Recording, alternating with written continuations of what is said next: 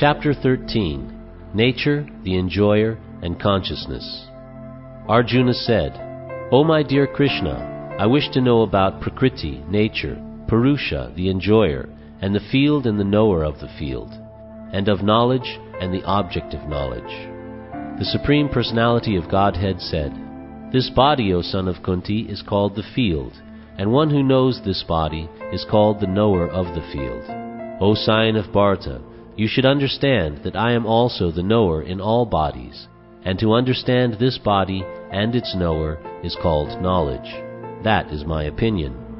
Now please hear my brief description of this field of activity and how it is constituted, what its changes are, whence it is produced, who that knower of the field of activities is, and what his influences are. That knowledge of the field of activities and of the knower of activities is described by various sages in various Vedic writings. It is especially presented in Vedanta Sutra with all reasoning as to cause and effect. The 5 great elements, false ego, intelligence, the unmanifested, the 10 senses and the mind, the 5 sense objects, desire, hatred, happiness, distress, the aggregate, the life symptoms, and convictions. All these are considered in summary to be the field of activities and its interactions.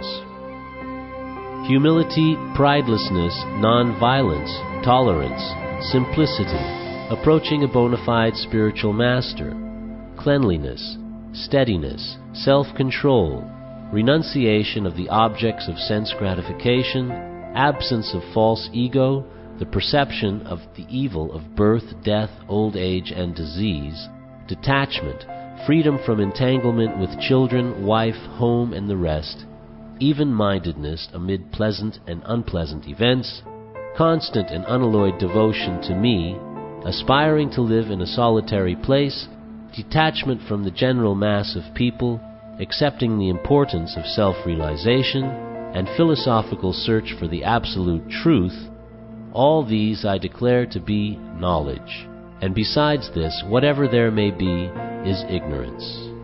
I shall now explain the knowable, knowing which you will taste the eternal. Brahman, the spirit, beginningless and subordinate to me, lies beyond the cause and effect of this material world. Everywhere are his hands and legs, his eyes, heads, and faces, and he has ears everywhere. And in this way the Supersoul exists, pervading everything. The Supersoul is the original source of all senses, yet he is without senses. He is unattached, although he is the maintainer of all living beings. He transcends the modes of nature, and at the same time he is the master of all the modes of material nature. The Supreme Truth exists outside and inside of all living beings, the moving and the non-moving. Because he is subtle, he is beyond the power of the material senses to see or to know. Although far, far away, he is also near to all. Although the Supersoul appears to be divided among beings, he is never divided. He is situated as one. Although he is the maintainer of every living entity, it is to be understood that he devours and develops all. He is the source of light in all luminous objects. He is beyond the darkness of matter and is unmanifested. He is knowledge. He is the object of knowledge, and he is the goal of knowledge. He is situated in everyone's heart. Thus the field of activities, the body, knowledge, and the knowable have been summarily described by me. Only my devotees can understand this thoroughly and thus attain to my nature. Material nature and the living entities should be understood to be beginningless. Their transformations and the modes of matter are products of material nature. Nature is said to be the cause of all material causes and effects, whereas the living entity is the cause of the various sufferings and enjoyments in this world.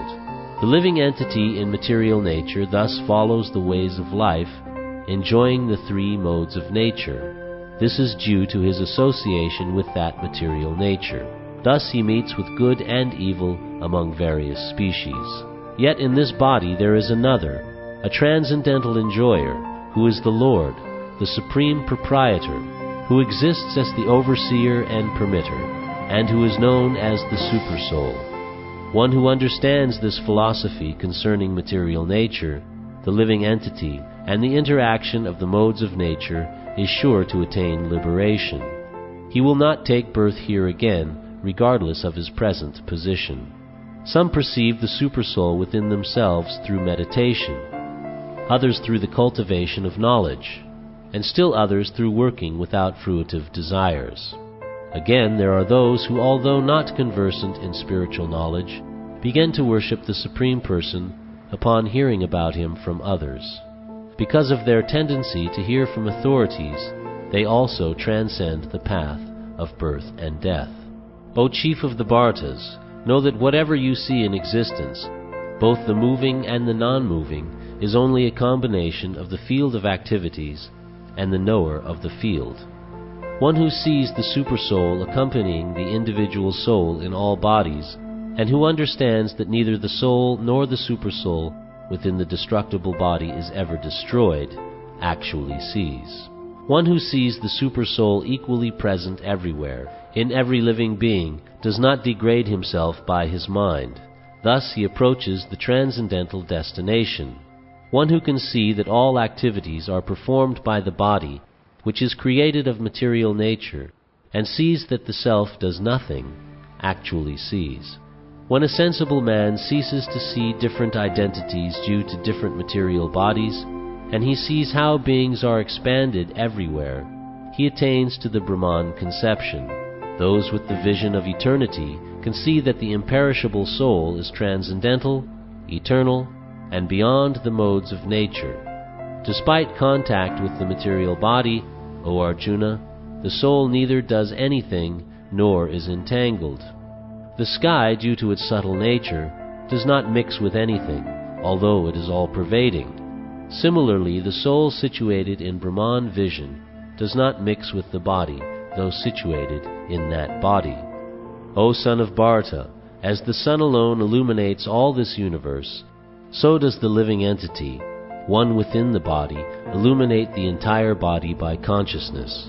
Those who see with eyes of knowledge the difference between the body and the knower of the body, and can also understand the process of liberation from bondage in material nature, attain to the supreme goal.